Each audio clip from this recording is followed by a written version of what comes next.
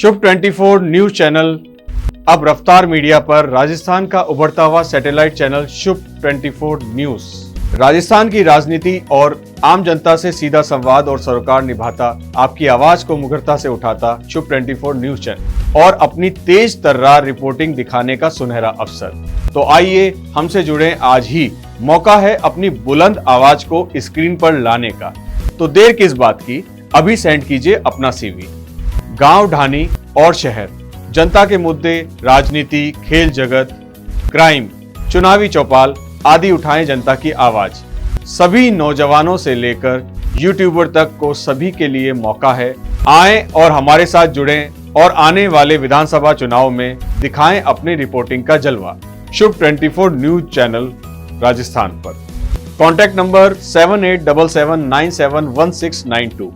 Gmail shub24official@gmail.com। धन्यवाद। नमस्कार, मैं अमित त्यागी शुभ 24 न्यूज चैनल से, जो रफ्तार टीवी पर है। राजस्थान का और जयपुर का मौसम अचानक कल बहुत जल्दी चेंज हुआ और झमाझम बारिश हुई। राजस्थान के लिए पानी बहुत ही इम्पोर्टेंट है और उससे ज़्यादा इम्पोर्टेंट है एक डिपार्टमेंट जो इस पूरे राजस्थान के पानी की सप्लाई और चेन सिस्टम को मेंटेन करता है। और आज हम बात कर रहे हैं जयपुर से MLA और मंत्री PhD डॉक्टर महेश जोशी जी से। सर, धन्यवाद आपका इतना समय देने के लिए। नमस्कार सभी दर्शकों को अभिवादन। PhD डिपार्टमेंट जो है वो राजस्थान की रीढ़ की हड्डी है, और क्योंकि राजस्थान भौगोलिक रूप से बहुत बड़ा क्षेत्र है और बड़ा बिखरा हुआ है, ढानी ढानी में पानी की सप्लाई देना और सोर्स ढूंढना पानी का सप्लाई, और इस डिपार्टमेंट को चलाने के लिए गहलोत साहब ने जो है महेश जोशी जी को चूज किया। सर, ये जब आपके पास ये डिपार्टमेंट आया और उसके बाद कोरोना काल की स्थितियां भी हुई, इस वक्त भी आपने इस डिपार्टमेंट को कैसे संभाला? नहीं, मुझे जब विभाग मिला जी, तब कोरोना लगभग समाप्ति की ओर था जी। 2021 के नवंबर में मुझे ये डिपार्टमेंट दिया गया जी। मैं आभारी हूँ माननीय मुख्यमंत्री जी का और कांग्रेस हाईकमान का जी। मुझ पर विश्वास करके इतना महत्वपूर्ण विभाग मुझे दिया जो हर व्यक्ति से जुड़ा हुआ। पानी की आवश्यकता हर आदमी को है। हम ये कोई सेमिनार करते हैं, वर्कशॉप करते हैं, कोई पब्लिसिटी करते हैं, लोगों से बात करते हैं, कुछ भी करते हैं तो लोगों को बताते हैं कि जल ही जीवन। चलिए। और हर आदमी इस बात को समझता है। जब हम देखते हैं कि किसी दूसरे ग्रह पे जब वैज्ञानिक जीवन की संभावना तलाश करते हैं तो वहाँ की माटी में जलीय अंश है कि नहीं, ये देखते हैं। जिस माटी में जलीय अंश है उसी जगह पे जीवन संभव है, जहाँ जलीय अंश नहीं है वहाँ जीवन संभव नहीं है। इसीलिए कहते हैं कि जल ही जीवन है। और ये एक ऐसी चीज है जो पैदा नहीं की जा सकती। जल हमेशा हमें प्राकृतिक रूप में ही मिलता है। तो जब जल को पैदा नहीं किया जा सकता तो हम ये भी कहते हैं जल की बचत है, जल का उत्पादन है। और हमारे पास जल रहेगा तभी हमारा कल सुरक्षित रहेगा। तो हमारे जो 3-4 बड़े नारे हैं डिपार्टमेंट के, जल है तो जीवन है, जल है तो कल है, जल की बचत ही जल का उत्पादन है। ये सारे इन नारों में इनकी सार्थकता भी छिपी हुई। ये सार्थक नारे हैं और ये व्यवहारिक रूप से सही है, तीनों बातें हैं। तो ऐसा इम्पोर्टेंट विभाग जिसके बिना, जल के बिना जहाँ जीवन ही संभव नहीं है, उस विभाग की जिम्मेदारी मिलना अपने आप में बड़ी बात है। हमने कोशिश की है कि हम लोगों की सेवा कर सकें। मैं पिछले साल ये भी कह सकता हूँ, प्रकृति भी मेहरबान रही। जी। बारिश भी राजस्थान में बहुत अच्छी हुई। तो जो समस्याएं खड़ी हो सकती थी, मानसून ने उन समस्याओं को खड़ा नहीं होने दिया। तो कुल मिला के स्थिति अच्छी है, संतोषजनक है। बस ये है कि पानी का मैनेजमेंट हम जितना अच्छे से अच्छा कर सकें वही हमारे हाथ में होता है। पानी का मैनेजमेंट अच्छा करने की कोशिश करते हैं।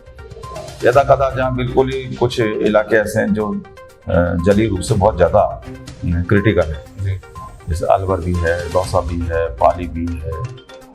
तो ये ऐसे जिले हैं। तो कुल मिला के 5-7 जिले ऐसे हैं राजस्थान में जिनमें पानी की बहुत बड़ी समस्या है। हम लोग कोशिश कर रहे हैं कि हम बेहतर से बेहतर हम जल का प्रबंधन कर सकें।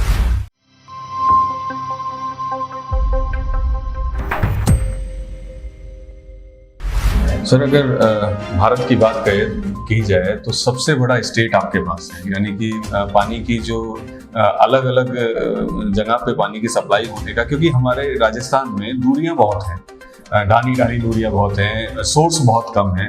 तो आपके कार्यकाल में आपने ये क्या कोशिश करी कि हर जगह पे पानी की अवेलेबिलिटी बनी रहे? देखिए, हमारी परिस्थितियां वाकई बहुत विषम है। हमारे पास पूरे देश का 10% तो भूभाग है जी, लेकिन पेयजल हमारे पास की उपलब्धता 1%। आप समझ सकते हैं कि आबादी कितनी छिताई होगी, पानी की कितनी कमी है, जो भौगोलिक परिस्थितियां हैं वो भी भिन्न भिन्न है। हमारे यहाँ टेम्परेचर का वेरिएशन भी 50 डिग्री से ज़्यादा हो जाता है, बिल्कुल। कभी कभी -2, 3, 4 तक टेम्परेचर पहुँच जाता है कई जगह पे, और लगभग 50 के ऊपर टेम्परेचर चला जाता है। तो ये वेरिएशन है, भौगोलिक परिस्थितियाँ हैं, कहीं मरुस्थल है, कहीं पठारी इलाका है, कहीं पहाड़ी इलाका है। तो ऐसी परिस्थितियाँ हमारे यहाँ पे हैं कि हमें ज़्यादा मेहनत करनी पड़ती है, ज़्यादा काम करना पड़ता है, ज़्यादा धनराशि खर्च करनी पड़ती है। जो आपने पेयजल उपलब्ध कराने की बात की, जल जीवन मिशन जो अभियान चल रहा है, राज्य और केंद्र के एक जॉइंट वेंचर है, जिसमें जो 50% पैसा केंद्र सरकार का है, 50% राज्य सरकार का है, उसके ऊपर 10% उसका जो एनएम का जो खर्चा है वो स्थानीय स्तर पे इकट्ठा करके वहाँ से लेने की बात थी, लेकिन वो भी राज्य सरकार दे रही है जी। तो अब इस हिसाब से हम ये कह सकते हैं कि इस जेजेएम, जिसमें हर घर पे ग्रामीण इलाकों में हर घर तक नल पहुँचाने की बात, हमारे लिए बड़ा टास्क था।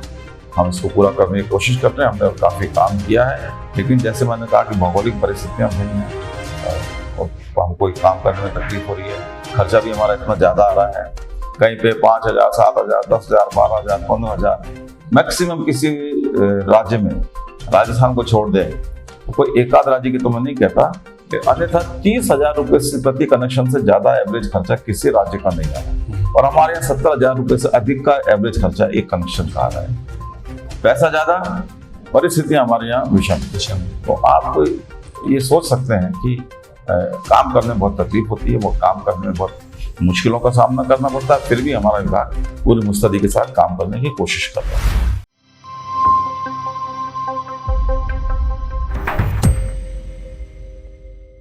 सर, ये डिपार्टमेंट बिल्कुल जनता से जुड़ा हुआ, सीधा कनेक्टिविटी है कि जनता की बेसिक जरूरत के लिए आता है। और पिछले आपके कार्यकाल में भ्रष्टाचार और साथ साथ जो है भ्रष्टाचार पे अंकुश भी बहुत हद तक लगा है। और पानी की जो सप्लाई के लिए पहले हम देखते थे आंदोलन होते थे, वो भी अब कम हुए। तो क्या ये कार्यकाल का रहा, मानसून का रहा, या आपका नेतृत्व का रहा? ये ईश्वर की कृपा है कि पानी की उपलब्धता ईश्वर ने मानसून के जरिए करवा दी जी। हमारा मैनेजमेंट भी ठीक रहा, माननीय मुख्यमंत्री अशोक गहलोत जी की भी चिंता हमेशा बनी रहती है, वो बार बार हमारे डिपार्टमेंट के रिव्यू मीटिंग लेते रहते हैं। तो हम उनके प्रति चूंकि जवाबदेह हैं, हम सचेत रहते हैं, हम जनता के प्रति भी जवाबदेह हैं, मुख्यमंत्री के प्रति भी जवाबदेह हैं। जब मुख्यमंत्री जी खुद इतनी रुचि ले रहे हैं, इतनी चिंता रख रहे हैं, तो काम ठीक तरीके से करते रहना ये हमको इस बात की प्रेरणा मुख्यमंत्री जी से मिलती है। हमारे विभाग ने काम भी ठीक तरीके से करने की कोशिश की है।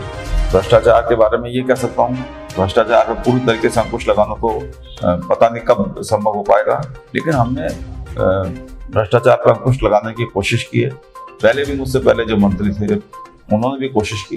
हम लगातार ये कोशिश कर रहे हैं कि भ्रष्टाचार कम से कम हो, और भगवान करे कि एक दिन ऐसा आए कि भ्रष्टाचार पर पूरी तरीके से अंकुश लग सके। जनता के प्रति हमारी जो जवाबदेही है उस पर हम खरे उतर सकें, हमारा प्रयास है।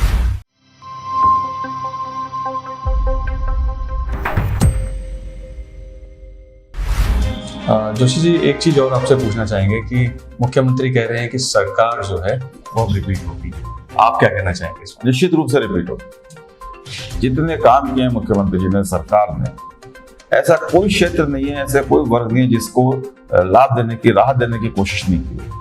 मुख्यमंत्री जी ने 2023 का जो बजट पेश किया, उसकी जो थीम थी वो थी बचत, राहत और बढ़त। बचत करना सिखा रहे हैं, राहत दे रहे हैं। आप बताइए, उज्ज्वला कनेक्शन, तो कनेक्शन तो दे दिए, लेकिन कनेक्शन के लिए गैस सिलेंडर खरीदने के लिए 1100 साढ़े 1100 रुपये कहाँ से आएंगे जी? जब कांग्रेस की सरकार थी तब हम 450 रुपये में गैस सिलेंडर देते, अब वो गैस सिलेंडर की कीमत हो 1100 साढ़े 1100 रुपये। तो कनेक्शन देना महत्वपूर्ण नहीं है जी, कनेक्शन तो आपने दे दिया, गैस सिलेंडर के लिए इतना पैसा कहाँ से गरीब आदमी लेकर आएगा? उस गैस सिलेंडर जो उज्ज्वला कनेक्शन के हैं उनको हमने सब्सिडी देने की बात की मुख्यमंत्री जी ने।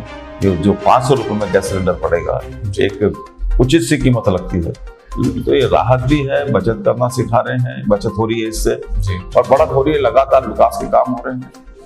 राजस्थान तेज गति के साथ विकास कर रहा है, आगे बढ़ रहा है।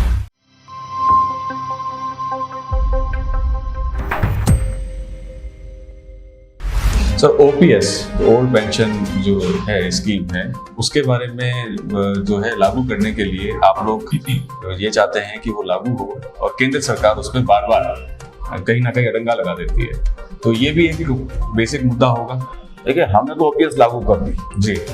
मुख्यमंत्री जी ने कहा था कि पूरे देश में लागू करनी पड़ेगी ओपीएस जी, क्योंकि जो कर्मचारी 60 वर्ष की उम्र तक सेवा करता है जी, उसकी आइंदा की जिंदगी सुरक्षित वो महसूस कर सके, जी, उसको लगे कि 2 टाइम रोटी खाने के लिए मेरी जेब में पेंशन आती रहेगी, तो वो ईमानदारी के साथ अपनी जिम्मेदारी का निर्वहन करता रहेगा। जो काम उसको दिया जाएगा उसमें कम से कम भ्रष्टाचार करेगा, कोशिश करेगा भ्रष्टाचार नहीं करना पड़े, तो उसका आगे का जीवन सुरक्षित रहेगा।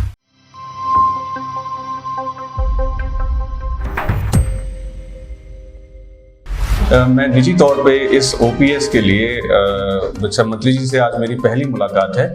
मेरे फादर जो हैं वो पीएचडी से ही एससी की पोजीशन से रिटायर्ड हुए हैं और आज वो मेरे ऊपर डिपेंड नहीं है क्योंकि सरकार उनको पेंशन देती है और ये पेंशन से उन्होंने जो 30 साल की जो नौकरी करी है और अपना बुढ़ापा या अपनी बाकी चीजें उन्होंने उसी चीज से वो मेंटेन करते हैं। तो सर, ये जो सरकारी तौर पे कांग्रेस सरकार इसको आगे कैसे प्रदर्शित करे, जनता तक कैसे पहुंचे, या सरकारी कर्मचारी जो है वो आज भी जाति पाति और बाकी चीजों पे, धर्म पे वोट करने को तैयार है? ओपीएस में कोई भेदभाव नहीं है जी।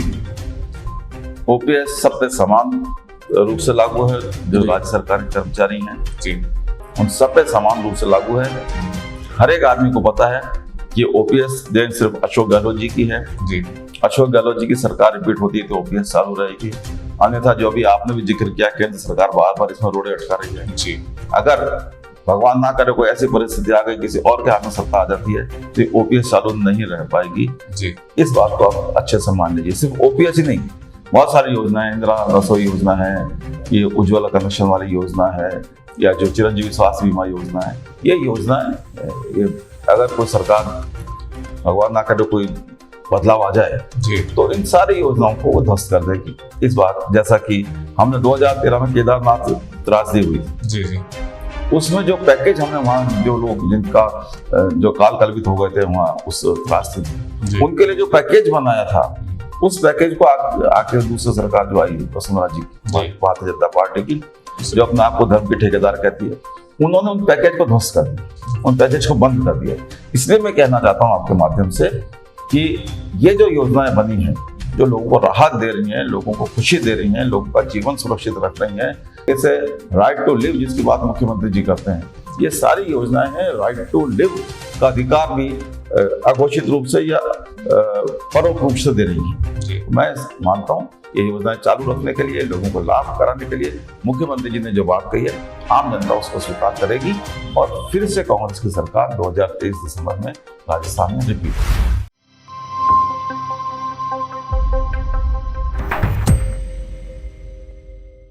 मैं जी एक क्वेश्चन और आपसे पूछना चाहूँगा।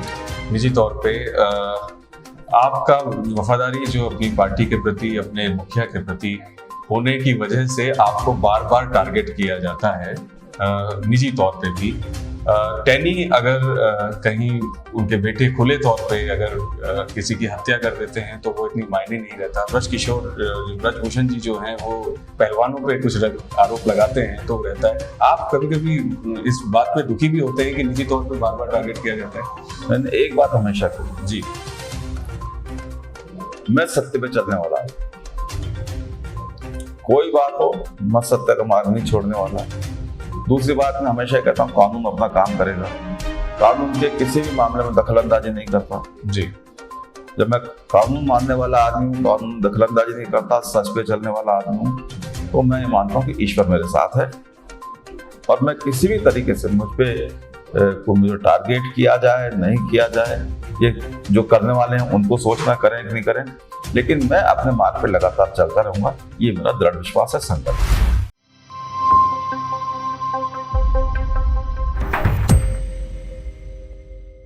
सर आखिरी में राजस्थान की जनता को आप क्या समझते हैं? राजस्थान की जनता जो मुख्यमंत्री अशोक गहलोत जी ने काम किया उनको चालू रखना चाहती है, तो राजस्थान की जनता को 2023 दिसंबर के विधानसभा के आम चुनाव में कांग्रेस की सरकार को रिपीट करना होगा। ये मेरी अपील है। इन योजनाओं का लाभ तभी मिलेगा जब कांग्रेस की सरकार रिपीट होगी। शुभ 24 न्यूज चैनल अब रफ्तार मीडिया पर राजस्थान का उभरता हुआ सैटेलाइट चैनल शुभ 24 न्यूज राजस्थान की राजनीति और आम जनता से सीधा संवाद और सरोकार निभाता, आपकी आवाज को मुखरता से उठाता शुभ 24 न्यूज चैनल और अपनी तेज तर्रार रिपोर्टिंग दिखाने का सुनहरा अवसर। तो आइए हमसे जुड़े आज ही, मौका है अपनी बुलंद आवाज को स्क्रीन पर लाने का। तो देर किस बात की, अभी सेंड कीजिए अपना CV। गांव, ढाणी और शहर, जनता के मुद्दे, राजनीति, खेल जगत, क्राइम, चुनावी चौपाल आदि उठाएं जनता की आवाज। सभी नौजवानों से लेकर यूट्यूबर तक को सभी के लिए मौका है। आएं और हमारे साथ जुड़ें और आने वाले विधानसभा चुनाव में दिखाएं अपनी रिपोर्टिंग का जलवा। शुभ 24 न्यूज चैनल राजस्थान पर। Contact number 7877971692। Gmail shub24official@gmail.com। धन्यवाद।